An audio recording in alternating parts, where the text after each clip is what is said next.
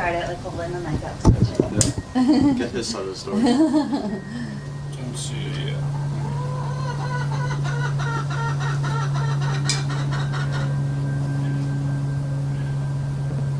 Yep.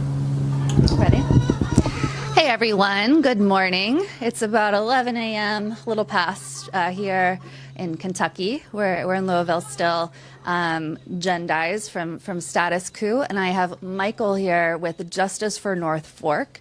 And this story is going to disgust you. It won't shock you. It's regarding very greedy developer, displaced residents, and it's definitely not giving or getting enough coverage at all in any sense of the word. So if you want to just start out giving people an overview of who you are, what Justice for North Fork is. Yeah. Oh, okay. Cool. My name's Michael. I'm an organizer. And I've been working alongside the resident-led campaign Justice for North Fork. Justice for North Fork is a group of folks who live in a trailer park that faced mass evictions due to a development project. The development has wiped out an entire trailer park to pave the way for a strip mall development that was anchored in collusion with a developer named Patrick Madden, who's based in Lexington, Kentucky, and local public officials, so the city of Morehead government and the Rowan County Fiscal Court, that's the local government in Rowan County. Those two governments worked to give tax incentives to the developer to pave the way for this project. The result of it has been everybody who lives there. This was over 70 lot trailer park. Everybody has been displaced from their neighborhoods. Some of the folks from there have lived there for decades. So it's a long-standing community that's been wiped off the hillside without any meaningful public process that discussed these tax incentives or meaningful opportunities for residents to engage in the process to advocate for their neighborhood. So these folks who, as you said, some lived there for decades, they paint a picture of how it was when those folks were still allowed to live in North Fork in the mobile home park. So who was their landlord? Kind of what would they pay per lot? Did they own their homes? Yeah, absolutely. So, North Fork has been a long-standing community, and I'll let defer to the residents to tell their own stories. But in a trailer park, right, folks were mostly homeowners, right? So they owned their mobile homes. That was their property, but they had to rent the land that was underneath their home. So they didn't own the land. Lot rents there were $125 most recently. So it has been one of the few remaining affordable housing options within the county. So folks who rent apartments or who are renters in a traditional home, the rates for that, $900, a month for an apartment. So you can see how that is much different than $125 lot rent. Some folks who lived in the trailer park weren't homeowners, right? They rented the trailer from someone who owned that trailer. But the vast majority of the folks who were there were longtime homeowners. The property manager who owned the trailer park that sold it to the developer, Patrick Madden, was Fraley Commercial Properties, LLC. It's a very wealthy local family who owns that company, and she brokered a deal in partnership with Patrick Madden to purchase the land. And for years before this project got paved, lot rents were slowly increasing, but by a hefty percentage. So, like I said, this community had been there for decades, so lot rents have been, recently as low in the $90 per month, and slowly made increases up to $125 a month per lot rent. What was the process for what became the result of forcing these folks out? We know that they did not have much time at all, not much notice given at all, which is one of the most egregious things here. To know that they would have to get out, was there public notice given? What was the process there? Yeah, so we need to start back in 2020. To start back even before that, publicly, Patrick Madden, the developer who purchased the land from Fraley Commercial Properties, LLC, he mentioned that deal had been in works for years, but the process really kicked underway during the pandemic in the fall of 2021, where Patrick Madden's company, an economic analysis arm of one of his companies, made a presentation to Morehead City government. At that meeting, Patrick Madden and his economic advisors made a presentation to the city saying, hey, look, you actually, as the city of Morehead, are not using property that's at the center and front, the gateway to your town, right? The first thing that folks see when they come off the interstate is a trailer park, and that's not a good use of the land. So we're proposing, as the developers, we're going to develop this land in a way that maximizes its profit, because what you have is blight at the front of your city. So there were meetings in the fall of 2020 where Patrick Madden's organization made that presentation to the city. Then there were hidden, not well publicized public hearings from the city of Morehead saying, hey, on our agenda we're going to talk about development project in North Fork. So they would run, Morehead, Kentucky is a really small town. There's not a daily paper in the town, so they only have a weekly. Nobody gets the weekly. They ran like a paid advertisement in super small font, micro font, like explaining when these meetings were. So it was very hush-hush, inaccessible to the residents. That was the only notice that was given about this project. So local governments approved an ordinance at the city level to establish what's called tax increment financing district. So they worked with Patrick Madden to draw on a map the geography that was the trailer park, that said this area is now going to be a development area, and we as the city and the county governments are going to offer the developer tax incentives to develop this up. The result of which had been everybody had to leave the neighborhood.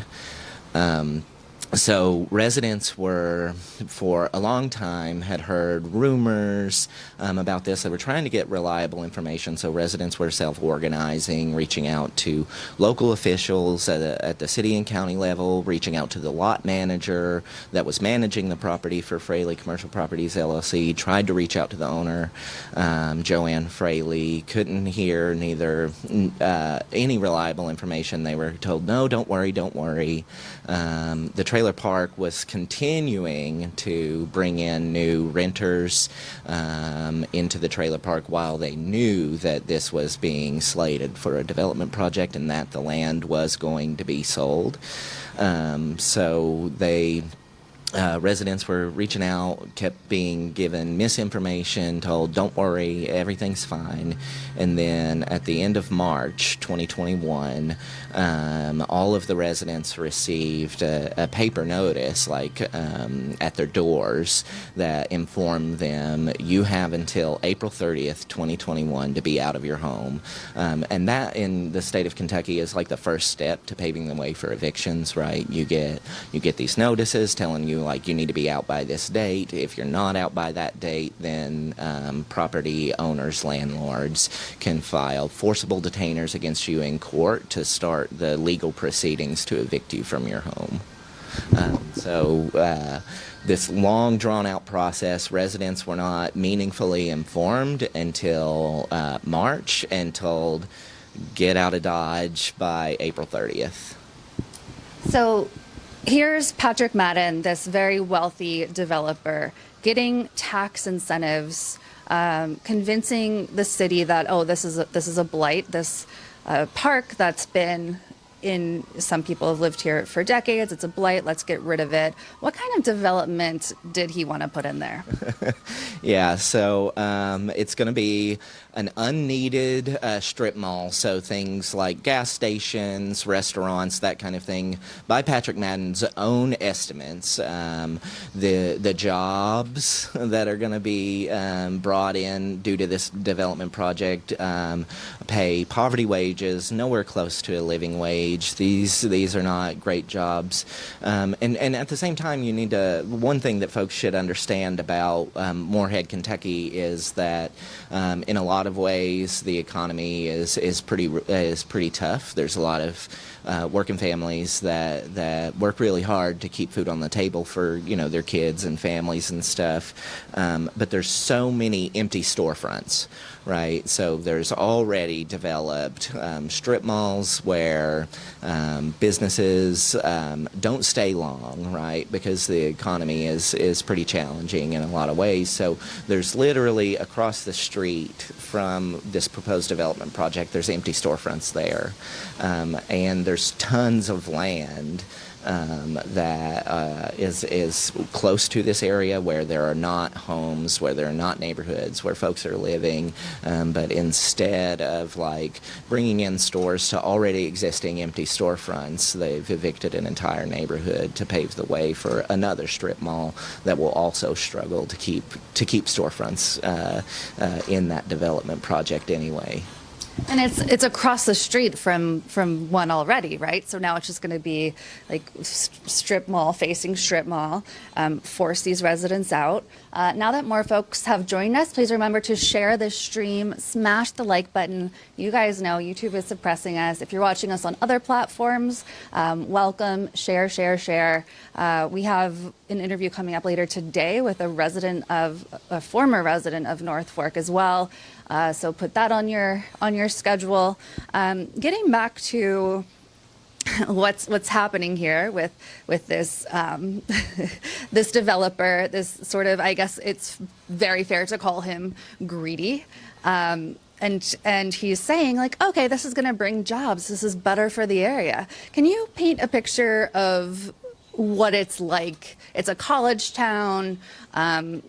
What do people do for work? What's the economy like for these former residents? Yeah.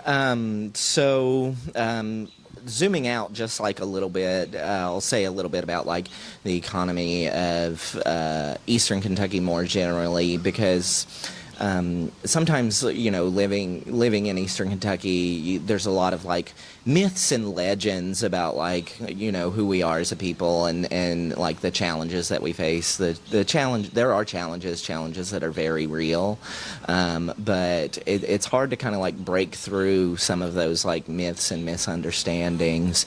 There's really no story about the economy of Eastern Kentucky that doesn't contend very deeply with the legacy economy of extractive industries. So great examples of that are coal and timber. So Eastern Kentucky is a very historically has been a very resource-rich region that has been maintained and controlled by corporations, large corporate interests, coal, especially timber, another big example. So a lot of times, those corporate interests will run the gamut on economics in the region and set up a system of extraction, exploitation, and domination to line the pockets of folks who have ownership in those interests. A lot of times, historically, that's been folks who are out of state, right? That own the land and the property and the interests in those extractive economies. in Rowan County, Kentucky, that is not directly in the coal fields, right? So there's not an active coal mine in that county. Historically, many folks who live in the county, they have family members or stuff that would commute to like neighboring counties where there would be coal. But specifically, like in Rowan County, like folks who live in North Fork have a variety of jobs. Some work in factories, in plants. Some work, retail jobs. So there's, like I said, across the street there's like a strip mall. So there's like a Lowe's, those kind of things. Some folks were retirees, right? So not working. Many folks living with disabilities, so not able to work a 9-to-5 job. Lots of young folks, too young, for work. Folks, unemployed folks. So a broad range of like the different kinds of things that people do for work in that area in particular. But there's stark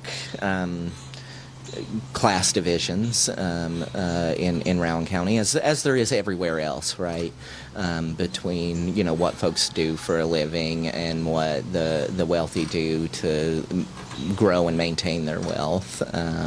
So it's just really different lived experiences depending on like where you fall in that class hierarchy. And one thing I really want to highlight for folks is when this developer, Madden, convinces the city that this is going to bring in jobs, a little over 200 jobs, according to the proposal. These aren't jobs that are going to make it possible for a family to, or a person to make a full-time wage. So what's the minimum wage in Kentucky, and what is the truth? Are these meaningful jobs that will change lives, that will change the economy in Morehead? No. So the minimum wage in Kentucky is the federal minimum wage. It's $7.25 per hour, and the jobs by Patrick Madden's own estimates for a certain section of the jobs that he anticipates will come in. And these are high end estimates, right? Because he's trying to make the best case for what kind of jobs these are. $15,000 a year, obvious, and a little bit more than $15,000 a year, but $15,000, that's not enough to support a family. That's not enough for a single person to really support themselves, especially given like the cost of housing in the county, right?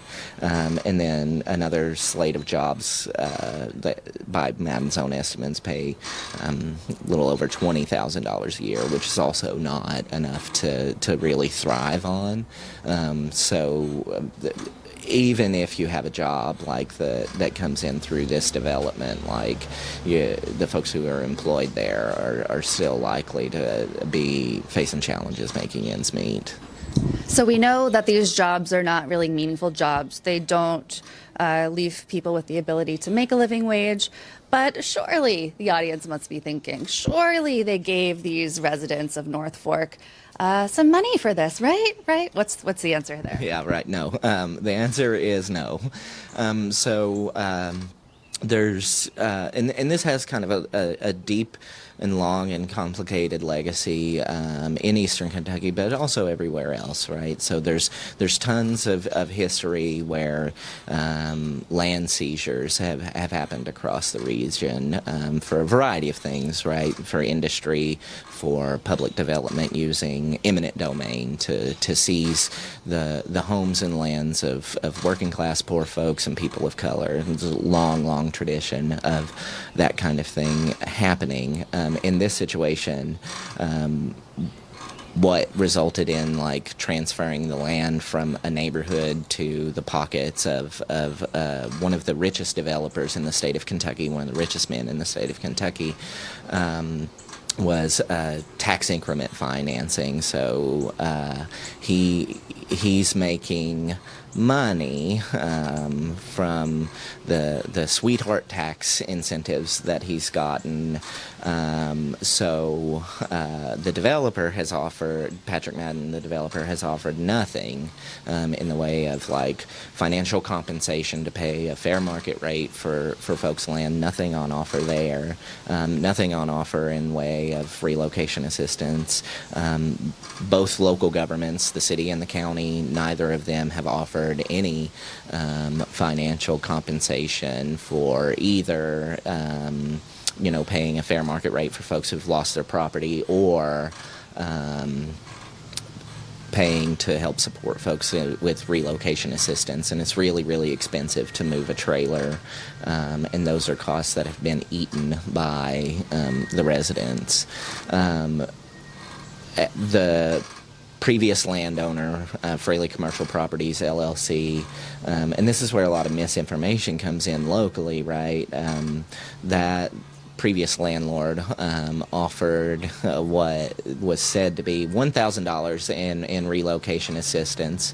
That did not go to residents. That went to moving companies, so the folks who drive the trucks to move a trailer out. That was $1,000 that was offered to them, when it costs more than $1,000 to move a trailer. So it was a glorified coupon to industry-friendly companies that help move trailers. So there's been a lot of misinformation, no direct support, financial support or compensation that went to the residents to help them in recouping a lot of the costs that they've had to incur because of the displacement. And the mayor, was in the news kind of when this first broke, saying, oh, we want to help people. There's assistance available, X, Y, Z. What happened to that? Yeah, so there was... the mayor hasn't been very, very involved in doing much of anything in the way of like supporting the residents in their relocation. Some other local officials have tried to work with a housing nonprofit that has a local office that had a very detailed and complicated application procedure to access funding assistance through that nonprofit. So a lot of residents, I won't speak for residents themselves, but many folks would share stories about having deeply, deeply challenging experiences going through that application process, being more cumbersome than even getting a loan from a bank, asking all kinds of details about personal budgets. How much money do you spend per month on eating out? Like how much do you spend per month on clothing, and all of these kinds of things. Even after going through that process, the level of financial support that was offered through that nonprofit wasn't comparable at all to the level of costs that folks incurred because of the displacement. The worst part about all of that was nowhere near every resident was able to go through that process and access any of that funding. So it was just completely inaccessible and unable to be accessed at all by many of the residents. And many residents, after calling and trying to engage in that process, were told that the funding for that was drying up.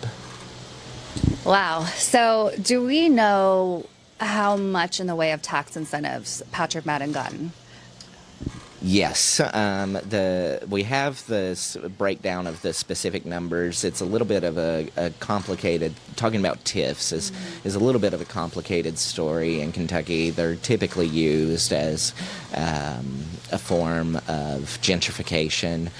So over the course of 30 years, he's going to receive multi-million dollars of assistance. We have the specific breakdown of all of that on a lot of our media pages, social media pages and stuff like that, because TIF can be kind of an intentionally designed to be inaccessible kind of conversation for everyday folks, and that's done by design to like kind of the folks who are most impacted by TIFs being kept in the dark about what these things actually do. So residents have worked alongside each other to kind of like explain what exactly TIFs are, how they're used, and how much money that ends up benefiting developers in this particular, what's called the Morehead Gateway Development Area. So there's a lot of money that Patrick Madden's going to recoup because he wants to develop in that area. So millions go to Madden eventually, and essentially nothing goes to these residents. And these residents are, I mean, think about that. If you, it's not just packing up and moving the belongings in your home, you have to move the entire home as well with basically no money given to you. And that's just unbelievable, I think, for a lot of people to know that this is going on. There have been protests, I don't know if organized by you, organized by the residents, Justice for North Fork. How did Justice for North Fork come together, and what has the work been with these protests and all that? Yeah, I definitely want to like get into that because that's actually where the real traction goes. I do want to just emphasize that like it is really expensive to move a mobile home, like you were saying, you know, the lead-in, and many folks had to abandon their homes, right? Like, so it's not that like everyone was in a situation where they just were able to take a financial hit to move their homes. Many people, like, their homes could not be moved, or they could not afford to be moved, so they literally had to abandon their homes and just leave them on the hill. So I assume those folks did not even get, well, not that anyone actually physically got the $1,000, but if you left your home there, did those folks get? No, nothing. They literally just had to abandon everything that they had built. So given that residents knew that that was the situation that was pending, right? While residents were trying to get reliable information about, is this land going to sell? What's going on here? Residents organized local media to come out and cover the story to try and get some reliable information about what was happening along the way. So residents came to awareness of what was happening, and were trying to organize so that they could get reliable information. So that happened in January of 2021. Then come March, as folks were receiving those notices saying that you have to vacate your home by April 30th. Folks were really, talking amongst themselves, talking to each other. What are we going to do? Folks were trying to figure out like how they wanted to move forward, where they were going to go. We were knocking on doors, learning more about the situation. Residents were then, from knocking on doors, getting to know each other, getting to know each other's situation, would have organizing meetings, right, to figure out, like, well, we know what's happening is not right, and what can we do about it? Because if we try and do something on our own, right, we're just going to get bulldozed, steamrolled, and crushed, right? Because we, as individuals, don't have the clout, the wealth, or the power to withstand the forces of one of the richest folks in the state colluding with our local public officials. So folks kept talking amongst themselves, going to organizing meetings. They would land at those meetings a list of demands. This is what we actually want from this situation. We want more time so that we can find homes. We want more and direct financial compensation that comes to residents so that we can still provide for our families during this situation. We want a show of respect. Because everyone involved has mistreated, misled residents along the way. So we demand a show of respect, and we demand protections for our neighbors in the future, so guarantees that this doesn't happen again in another neighborhood in the county. So they collaboratively worked on those demands, landed those, and then started taking escalating public action to apply pressure on the local governments, the developer, and the landlord landlord in a series of protests, banner drops, rallies, vigils, several escalating public events leading up to and even after the move by date. And residents are still, even though everyone who had been in the park has now relocated to a new living situation, residents are still organizing, building collective power, reaching out to other tenants and other working class folks in the county to say, hey, look, this situation was not good, and if any of us have any hope in having collective power and an influence in controlling our own destinies, it's going to be through really doing the grassroots organizing of us coming together and fighting for the things that our families need, deserve, and what we're owed. Absolutely. That's. I think that's inspiring for a lot of people because it shows that while you might feel powerless as an individual, coming together can make some real difference. One thing I want to highlight, because we have some breaking news here, is that the eviction moratorium has been in place, but that did not help the folks of North Fork. So I want to circle back to that in just a second. But some breaking news that just came out. The national moratorium on evictions is extended until the end of July, the CDC says. So then the follow-up there is this is intended to be the final extension of the moratorium. So for some background there for folks, the moratorium was, prior to this decision to extend, it was going to end in just days on June 30th. So now, once again, breaking news, it's now extended until the end of July, which is great. It's good. It's problematic for a lot of reasons, including the fact that that money is going to come due, that folks are still in deep, devastating trouble with being forced from their homes eventually. This is kind of kicking the can down the road, but good. As far as some news that is a kind of hopeful, kind of uplifting, good. A lot more needs to be done, which we'll talk about later on. But you have to remember, and just like when Jordan interviewed Josh in this same space a few days ago, this moratorium didn't and doesn't protect everybody from eviction, just like in North Fork. So talk about kind of the misunderstanding that people have about eviction protections for residents. This, again, did not help those in North Fork.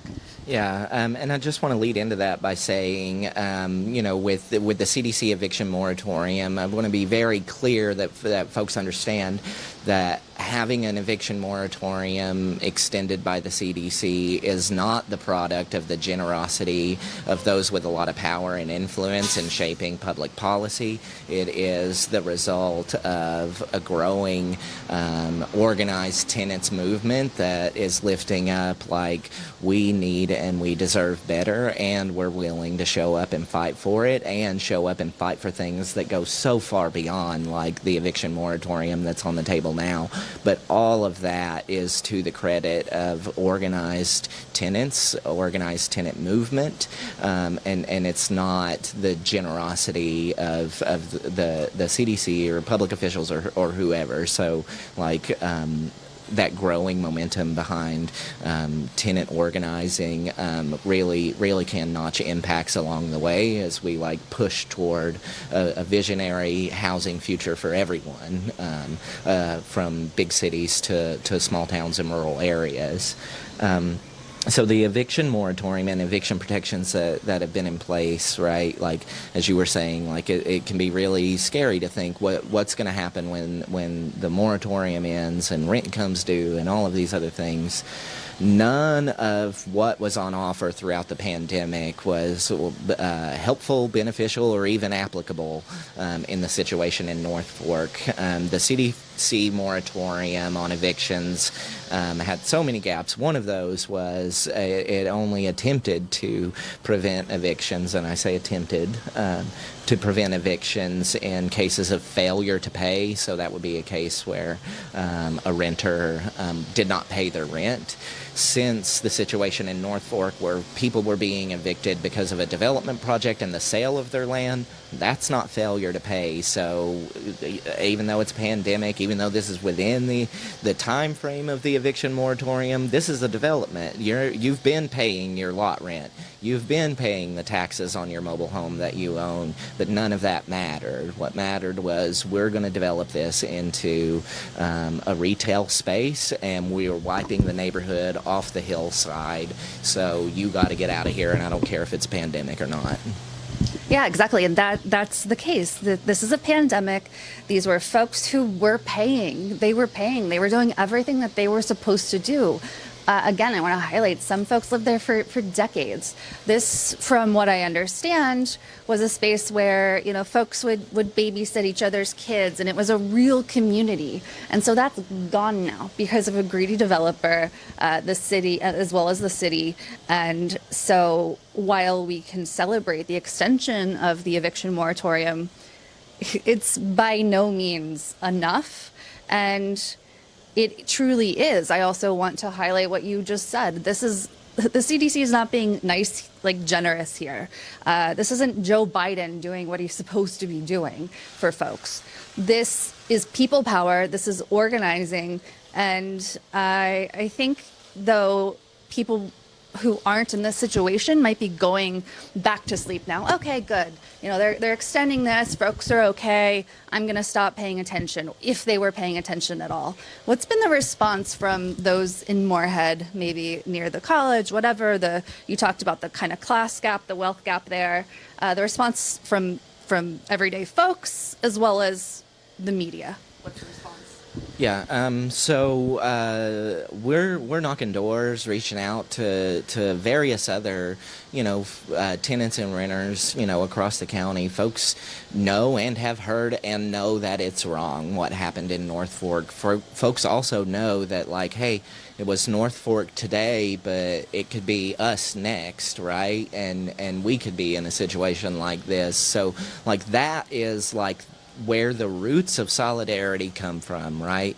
Like, you're in this boat, I'm in a similar boat. It might be you today, but it could be me tomorrow. If you stand up and fight, I'll stand up and fight for you. You stand up and fight for me, because, like, that's the only way we get out of this mess, right? Is folks coming together that are facing hard times, transforming and pushing to say, hey, look, if any of us got any shot whatsoever, we have to be together and united to fight for it, because on our own, we don't have anywhere near enough power to push for that. So the folks that we're talking to really are interested and sympathetic, and getting involved in that way, right? Other responses, the responses from local, very powerful people, from the developer and stuff, have not been positive, right? So there's continuing challenges, with mistreatment from those folks. Folks in power saying things like, I don't understand why people are being so mean to us, right? And it's just like enraging, to hear that.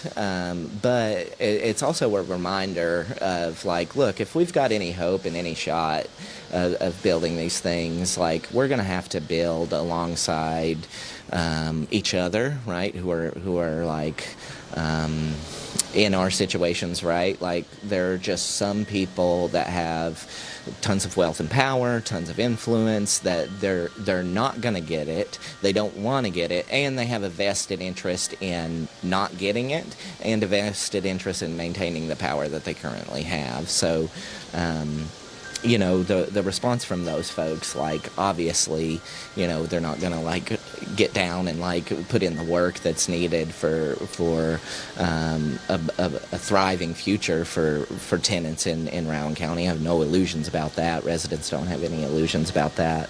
And at the same time, media has offered residents the opportunity to tell their stories, which is vitally important, right? And important for a few reasons. A deep reason that's important is Eastern Kentuckians were hardly ever offered any opportunity to tell our own stories in our own words, in our own ways, right? There's so much myth making around who we are as a people and what we're going through, and there's nothing on offer in the way of like what's wonderful about our neighborhoods, what's wonderful about our communities, how we do enjoy the lives that we live.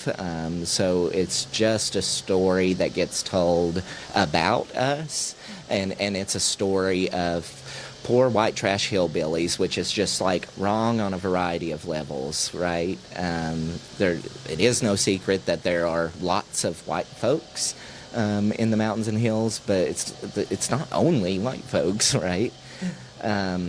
There's also like a lot of pathologizing that goes into, I'm going to tell, like say I'm a journalist or a corporate reporter or something, I'm going to tell your story for you in the way that I want it told. So like the poor hillbilly, dirt-faced coal miner, whatever, like that's a problem that we have to solve, right? And it's very paternalistic.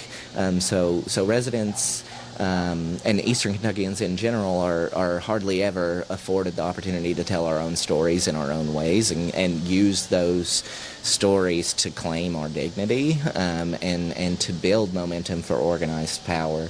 So there have been chances throughout this campaign where residents have had an opportunity to claim and step into dignity and share stories in the ways that they want to claim ownership over. So that's been really transformative for residents. Obviously, like a lot of that depends on like journalists, right? So some folks might have an agenda, be attracted to the story because it's like, oh, look, this like mythical kind of land of Eastern Kentucky, like that's a good story. Like I want to go to like the secret mystery land that everybody has been talking about. Oh, we got to figure out Trump country and what's the deal with Appalachia, and like grifting off of that story too. Like so these centuries long-standing like narratives about Eastern Kentuckians and who we are benefit the rich and the powerful. It has a large part of how the folks that are presently in power have found themselves there and maintain that power. So putting the control of storytelling back into the hands of folks whose stories it is to tell is a really vital step forward of breaking that long-standing power hold of like dehumanizing a region so that you can pave the way for economic domination and pave the way for like mitigating the effects of racism within the United States by scapegoating like all of the problems with racism that exist in this country is uniquely the result of like the hillbilly Trumper that lives in Appalachia. And that's one thing we talked about before we went on camera. We talked about it the other day, is like the J.D. Vance hillbilly elegyification of people's perception of Appalachia. And I find that very striking because I think it's true. And you had also said people have this picture in mind of like the dumb or uneducated person who lives in these areas. So tying that together with the folks of North Fork who are kind of standing up and fighting back and making their voices heard and known that they are on top of this, they are fighting. What is happening now? So I know that there's a lawsuit, if you can speak a little bit on that.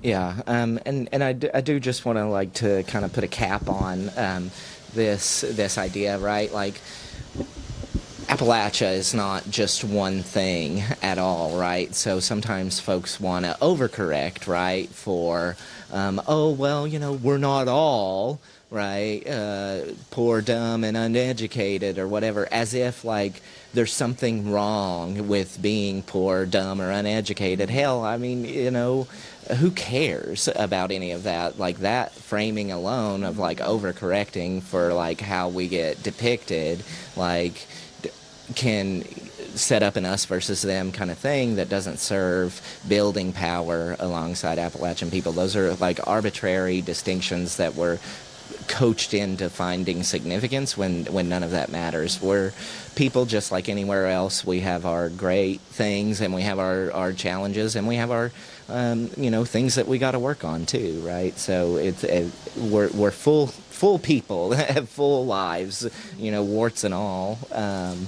And we, regardless of all of that, we deserve something better, right? And so that's what residents in North Fork and tenants are fighting for, is that better thing. So one of the things that some residents have done is filed a lawsuit against the city of Morehead, challenging the TIF. That's the tax increment financing that is really the linchpin of paving the way for this development project. The challenging court, and I'm not an attorney, right? So I'm not an attorney who represents the plaintiffs or the residents of North Fork. So I'll let those folks, speak mostly to that. But the challenge, there's 3 challenges that are lifted up in that lawsuit. Challenges with the procedure that the city went through to establish the TIF, challenges to some of the substantive factual claims that were made in paving the way for that TIF, and a constitutional challenge to the TIF as well under the state constitution for violating residents' right to property. And the Justice for North Fork website, which we'll plug and tell folks about, has a list of demands on it. Can you go through those demands as well?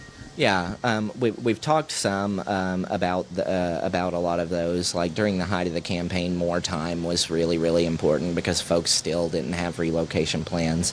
There's still deep need for financial compensation that goes to residents that's fair.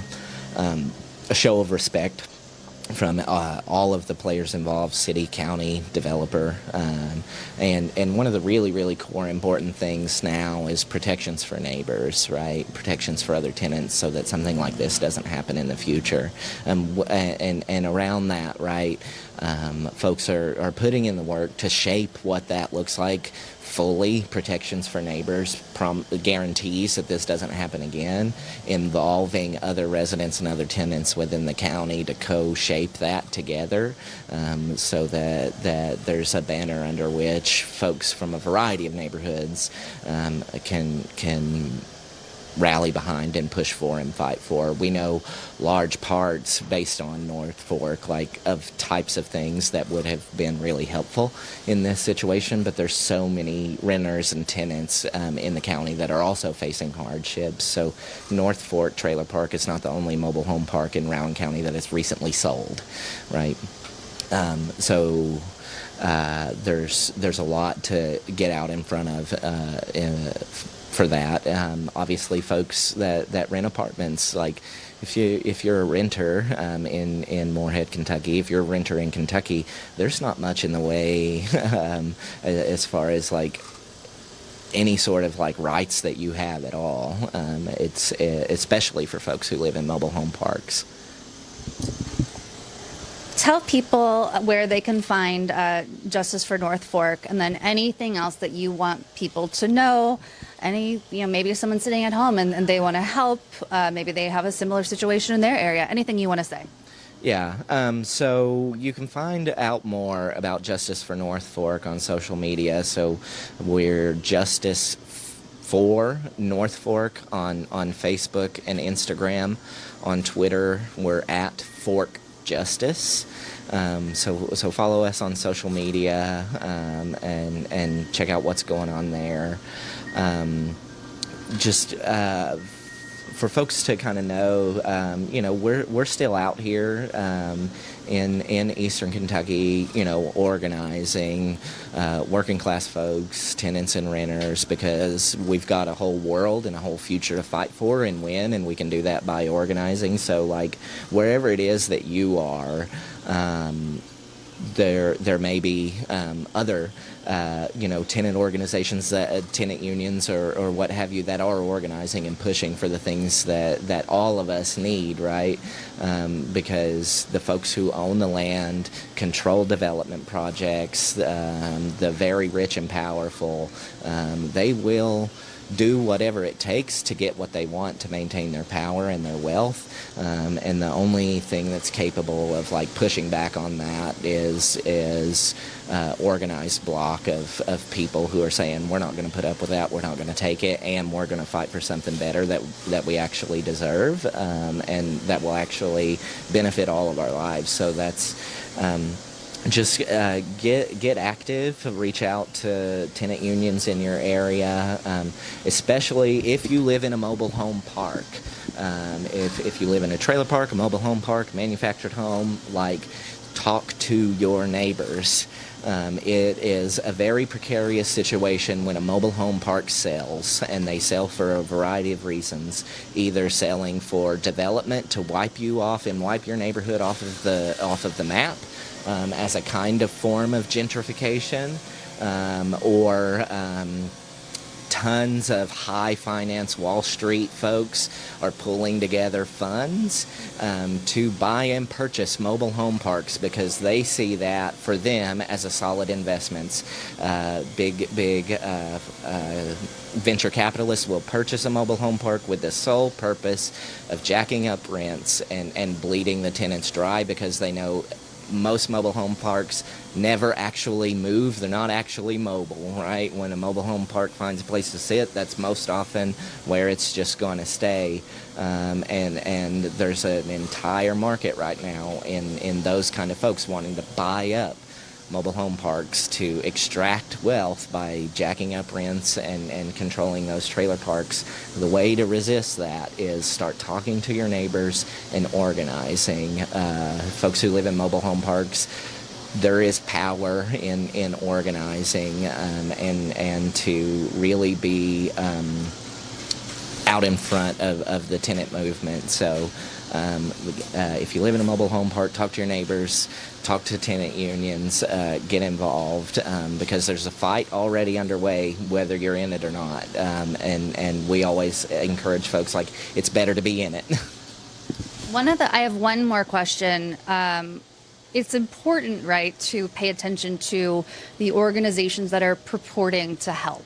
We spoke earlier about the nonprofit that had this absurd process to apply to, harder than getting a bank loan, according to some residents. And so would you say kind of make sure that you're kind of getting involved in the right thing? And we spoke to Josh the other day, who said there's a lot of corruption among these nonprofits. Yeah, charity in general is what it is. It doesn't help us build power, right? And the X factor in all of this, if we have a shot at a bright future, it's if we have power, right, to shape our own destinies in the way that we want. So as you get involved, find those organizations that are shaped, led, and controlled by the folks who are impacted by the situation that we are. You don't have to be involved in a charitable organization where they say, oh, well, we're at the top of this organization and we're just going to offer you the things that we want to offer you without any input, process, guidance, leadership of anybody who receives those services that were on offer. But there are organizing outfits where the folks living the situation day to day are driving the strategy, driving the leadership, driving the approach and the orientation, and it's really powerful to be a part of, because it teaches us, being a part of that, ways to do democracy differently than like, oh, well, democracy means go to the voting booth and like check a box for a person, right? When you're in struggle alongside your neighbors, fighting for what all of you all deserve, you do that in a way where everybody's voice is heard, and you lift up those voices, and you find ways to work together in authentic and meaningful ways, and it's really powerful, because that makes you strong, because everybody is important, and it shows how much you believe that when you really roll together in those kind of democratic ways that teach us a new way to do democracy that is never going to be like on offer by like this vision of democracy, meaning go to the voting booth on election day and check box for a person, which is do whatever, feel whatever you want to feel about that way, but that's not the only kind of democracy that we're worthy of. And if you want these other kinds of democracies, then like you got to be in it, and in those kinds of like organizations that move in that way, and it's a enriching experience for a community, and for many individuals it can be an enriching experience to be a part of something like that. Thank you so much for sharing all of this information. It's so important. Again, this is Michael with Justice for North Fork, and you can go to, it's justice number 4 northfork.com. You have it's just the Facebook page, justice number 4 northfork.com. On Twitter, we're at Fork Justice. Okay, yeah. So folks, definitely check out their work. Again, I'll be going live later on with a resident from North Fork. So we're headed to the Morehead area. So definitely stay tuned. We don't have an exact time yet, but it'll be probably a few hours. So also, don't forget to go to statuscoup.com/theotherpandemic. I've been putting behind the scenes photos there, with daily blog post updates, so you know where we've been, what we've been doing. Jordan interviewed Breonna Taylor's aunts again yesterday. My days are running together. I went through, we'll post this later. It's hard to put into words what I saw. So this gentleman is being evicted from his home. He's an autistic trans gentleman, James. Just such a nice guy, just such a nice spirit, and the way that he's being treated by Louisville, by All Trade, the rental company, is despicable. There are 3 units in James's building, and sewage, so not just sewage from his own apartment, sewage from all of the apartments in this building are coming up in his home through the plumbing. And so the solution from All Trade is to run a little pipe through his entire apartment all the way down. Again, he's on the 3rd floor, all the way down, and he can't use his home as he's supposed to. Again, he's autistic, and in this interview he speaks on that and kind of the accommodations that were promised for him under ADA and have not been made. And so again, he's being evicted. Felix Crittenden, her organization is working with him. So we have that coming as well. It's very extensive. I think it's probably going to be 45 minutes long total, because I went through the whole apartment and interviewed them. We've done so many interviews, so many important things on this road trip, reporting on Kensington, the houseless in Kensington, and the corruption there. We have interviews coming from there where the residents of Kensington, the unhoused folks, are saying, the judges and lawyers and doctors, they come do drugs down here too. So the very same people who are locking folks up for doing drugs, for dealing drugs, whatever, to try to, because there are no options in this area, are doing the same thing. So we have a lot that we have yet to post. We have more coming. Again, go to statuscoup.com/theotherpandemic. This road trip is, it's expensive. It's expensive to be on the road. And as you guys know, we're small, we're independent, we're supported only by you, the viewer. We don't have the big corporate bucks by any means. So this will be, 4 states by the time we're done here. And day 11. This is day 11 of our reporting trip. We're exhausted, but we're keeping going because it's important to. And these stories are going undercovered or uncovered. So if you're able to support this reporting trip at any amount, you will also find a button there at statuscoup.com/theotherpandemic. And yeah, you can support us via PayPal or via card, via Stripe, whatever. We also have our GoFundMe.com/statuscoup. Anything you want to add, Jordan? Jordan is off camera. Everybody, round of applause for Jordan. This is a logistical request. Long story short, we've been battling with YouTube for 3 years now, and we currently have an email chain going with them. Huh? Oh. We currently have an email chain going with them. They are asking for at least 3 users who screenshots and evidence that they're not getting notifications from our channel. So we already have 2. I'd like to provide way more than 3.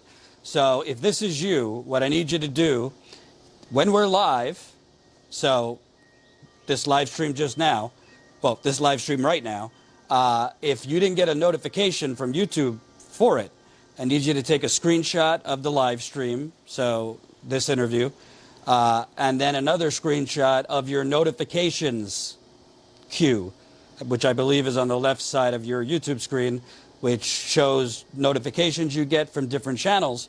So we need you, the live stream when we're live, and a separate screenshot of the notifications queue not having us, or an alert from us that we're live. With that, we need your YouTube username and your URL. So your YouTube username and your URL. So basically 2 screenshots, your YouTube username and your URL. Send it to info@statuscoup.com. I know there's way more than 3 people experiencing this. We want to hammer YouTube with as many as we can. We already have 2. So if you're not getting notifications, please send us that, info@statuscoup.com. And also make sure you're set to all notifications before you do that, which is hover over the bell. Make sure you're on all notifications. And that's it, statuscoup.com/theotherpandemic. As Jen said, very expensive to do this. And I will say, I think we're now on week 2, maybe week 3 of battle royales between certain YouTube hosts and networks while we've been reporting. Literally, YouTube channels are still covering this rather than covering anything we're doing, aside from Kyle Kalinske, who really generously covered one of our interviews from Philadelphia with a homeless man who was a construction worker but got laid off during the pandemic and has been sleeping in a park for over a year. So Kyle did a video on that, which we really appreciate. But please, Humanist Report with Mike Figueredo covered one of our stories on the ground and interviews on the ground. So thanks to him. And feel free to let your fellow YouTube hosts know.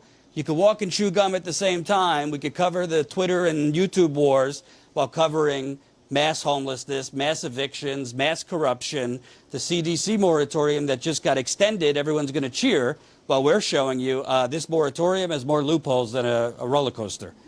There's people getting evicted in Louisville, Philadelphia, Cleveland. We're going to West Virginia next, and they've been getting evicted. A woman I interviewed 2 days ago that we posted this morning, she was working for the U.S. Census Bureau. So a government worker gets laid off in August 2020 because of COVID.